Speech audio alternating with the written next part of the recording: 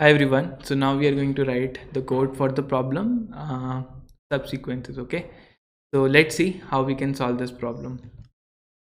So the very first thing I'm going to do, I'm going to write a base case, and I'm also going to write a recursive case. Okay. So we are going to write a very small code, and let's see how it's going to flow, right? So in the base case, if I can say, if I have a input string, and if this input string becomes empty, right? So if s dot size is 0, we are at a leaf node. Okay, and that means we can push our output.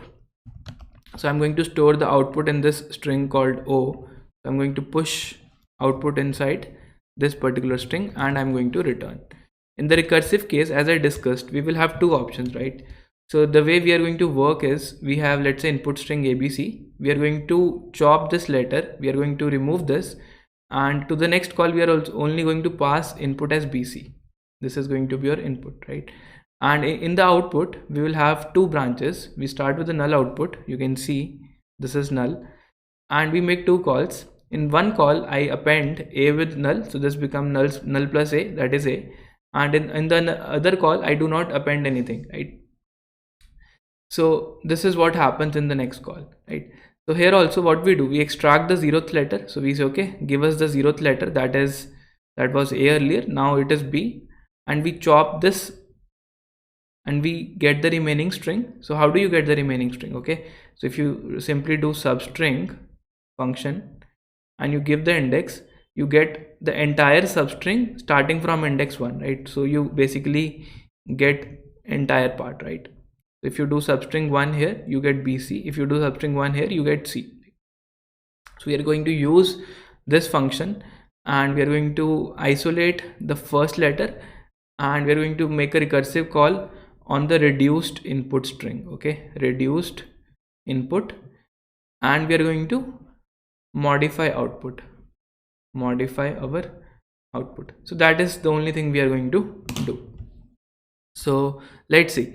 So how do we see what is the 0th letter, that is s of 0, and this letter should be appended in the output, right? So we can say string reduced input. Okay, so that will be nothing but input string s dot substring 1, right? And we will also have modified output. Okay, so let's make a function call to subsequence.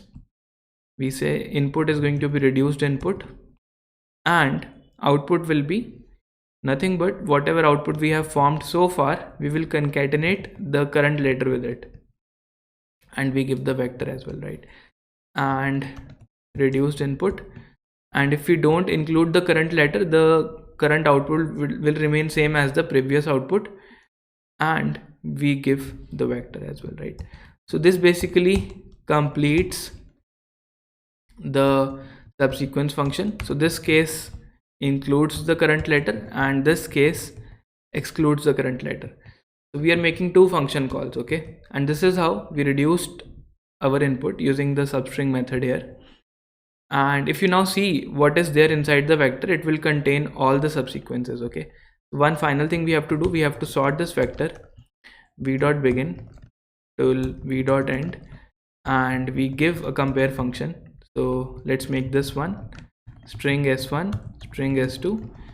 And how do we compare? We compare based upon length. If s1 dot length equals s2 dot length, then we say, okay, do a lexicographic comparison. Otherwise we say do a length based comparison. Okay, so that's it. Right? So let's try to run our code, and its input is abcd. Oh, I just forgot to print the output. Okay, so for auto s in v, cout s followed by a comma, right? So you can see we are getting this output. That means we are able to generate all the substrings, and they are also in the correct order. So that's all for this video, guys. I hope you really liked the implementation and you appreciate the beauty of recursion. By just writing few lines of code, we were able to generate all the subsets, and that's it.